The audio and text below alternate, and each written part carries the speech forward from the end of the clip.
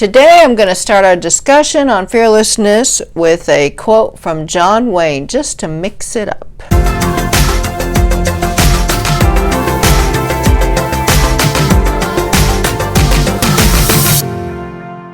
Okay, so there's this quote by John Wayne, and it goes like this: "Courage is being scared to death, but saddling up anyway."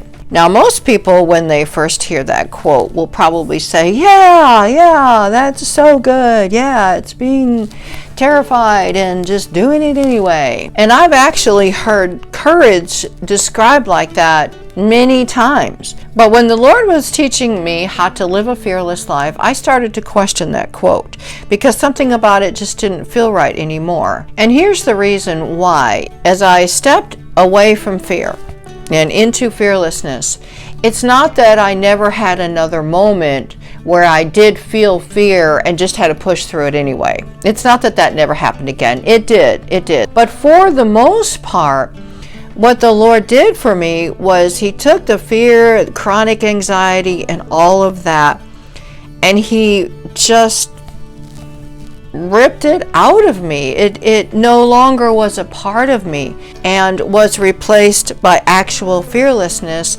which would be the absence of fear. So when you think about it, the way that we often describe courage, even in the church we do this, is a lot like John Wayne did. You do that scary thing while you're trembling on the inside. But what I want to propose is that the Lord is quite able to give you something different from that. He's quite able and willing to give you a fearlessness which equals the absence of fear. Now, I think we can be a little bit resistant to that concept because maybe it feels impossible. I know after decades of living in fear, the idea of living apart from it can be kind of crazy and sound just like it would never happen. Or maybe it can even seem a little prideful to assume that we could ever live in a place where we can go day after day, week after week, month after month, and not experience anxiety at all.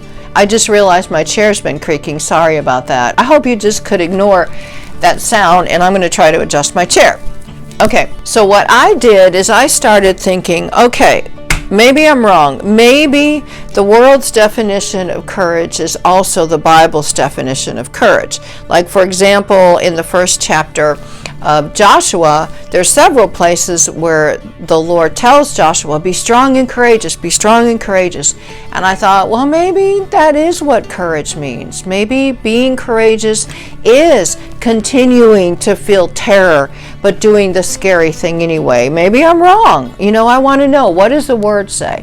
And so I used a website called Blue Letter Bible. It's really cool. You can break down the meaning of stuff. It's really handy. Check it out, blueletterbible.org.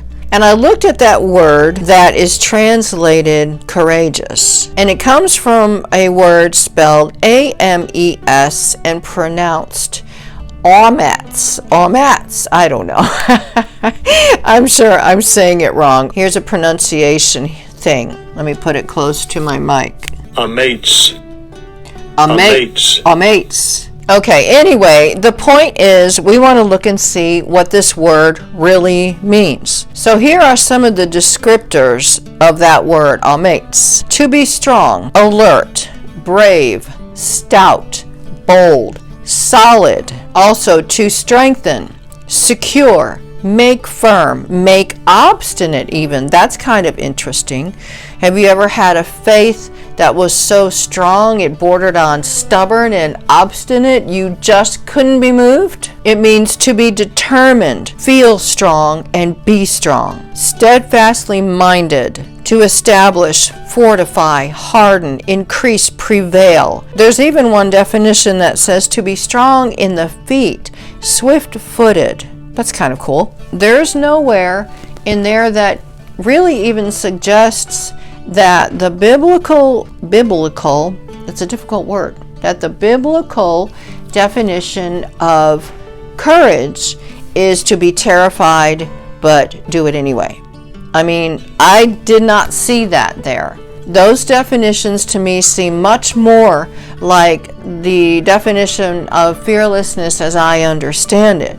Moving forward, minus the fear. So I'm not saying that as you walk out of fear that you're never going to have one of those moments where you're really, really scared and you push forward anyway. I just don't want you to get stuck there. Please, please don't get stuck there. I don't want you living according to John Wayne's definition. And the reason is that if that's what you do, then you're still going to be expecting the fear to show up. Does that make sense? You're still leaving room for the fear if John Wayne's definition is correct. But I want to assure you that God has for you the sort of courage where there's an absence of fear. There's just the boldness. There's just the assurance, the holy confidence that opens the way for you to be able to do things that used to terrify you.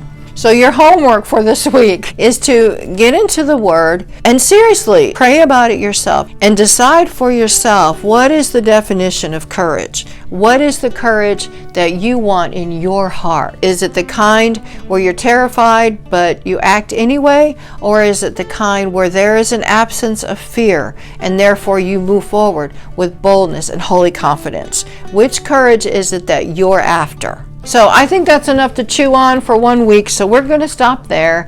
And my prayer for you this time is that the Lord would grant you the sort of courage that comes straight from Him, the sort of courage that is strong, established, fortified in God Himself, that is steadfastly minded, the kind of courage that is stout and bold and solid and brave and alert, in Jesus' name. So that's it for today. If you want to know more about what the Lord showed me about living a fearless life